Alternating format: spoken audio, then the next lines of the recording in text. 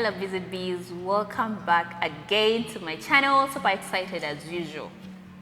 You guys, I'm great right now because you guys are watching and you are subscribing. So please, before you even go any further, hit the subscribe button and the notification bell so you're notified of any more amazing content that I'll post. Let's get right into it.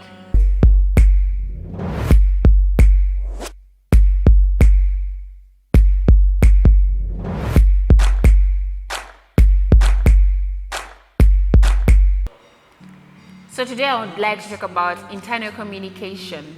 We find that internal communication is one of the roles of public relations. What internal communications means, actually some people call it corporate communications. That is the engagement between or within a company's organization, depending on the level or structure organization that you have as a company. So you get to communicate to the employees and staff of the company. And why is this important? That's what we're looking at right now. So you find that one entrepreneur once said that, I think it was a British entrepreneur, the way you treat your employees is more important than the way you treat your customers. Why? Because your employees are the same people that are going to relate with your customers. So if you don't treat them well, how are they supposed to, try and make your customers happy? So that is one thing or one aspect that most companies leave out, and that is internal communication. So internal communication is basically to help your staff be brand ambassadors for your company.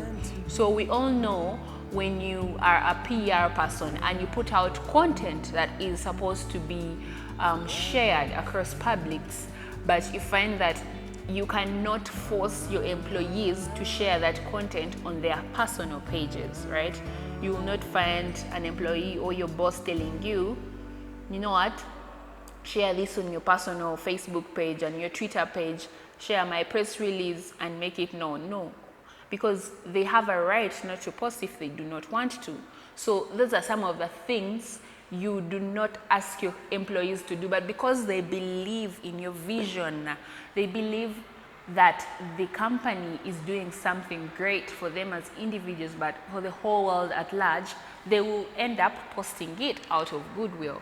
But how do they get to that point? It's because you communicate to them and make them know that they are part of the bigger dream. So internal communication involves the PR person actually sending out newsletters, which could be monthly, weekly, whatever your company policy is, so they are able to know exactly what is happening in their company. Okay, have you released a new product? Okay, what are the new features? How can we know about it?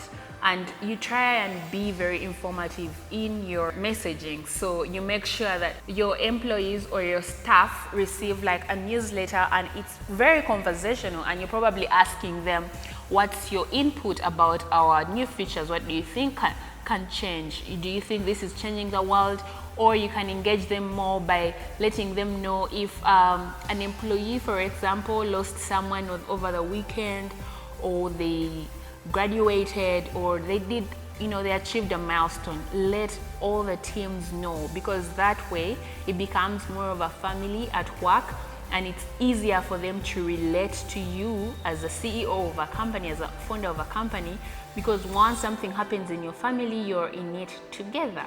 So at the end of the day, when you are looking at internal communications, be it a newsletter or it's just a focus group, or you're just trying to do intranet, you have to make sure that it is engaging enough. No staff or no one wants to actually read something that's boring and blunt.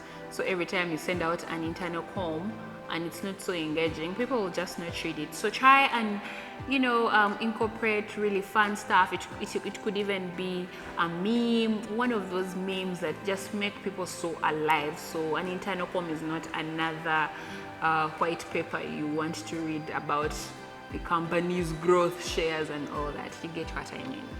And then one thing you need to understand is events are not just a way of spending money. And if you're a CEO or a founder and you feel like that is money wasting, it is not. It is a way to actually put your employees come together and share the company's values, share great memories. At the end of it all, you'll see that it helps to retain loyalty and retention. And we all know right now, when it comes to loyalty, especially for the case of millennials, they will move from one job to another in a span of 2 years. That is it. And a millennial wants to go to another job, test new waters. No one will want to remain in a job for more than 2 years. But when you do such things that make them motivated, that let them stay alert, and you are not leaving them in the hiding. For example, if something happened and an employee got to know about it from an external source, that's like a turn-off. They know that they are not valued as individuals, and it is very easy for them to make a quick decision and say they are not coming back to work for you. In terms of a crisis, it's always good to, just try and draft something that you can share to your teams as a PR person and let them know that everything is okay, everything is in place. We just wanted to let you know that ABC happened. At the end of it all, transparent and very clear teams are what you need to actually keep long-lasting teams in your company. So always strive to be transparent, always strive to tell them whatever is happening, and if it's someone's birthday, please celebrate them. Do something that is always engaging so people can always look forward to going to work and do all these activities together. Thank you so much. That is all I had for you. So let's meet in the next one.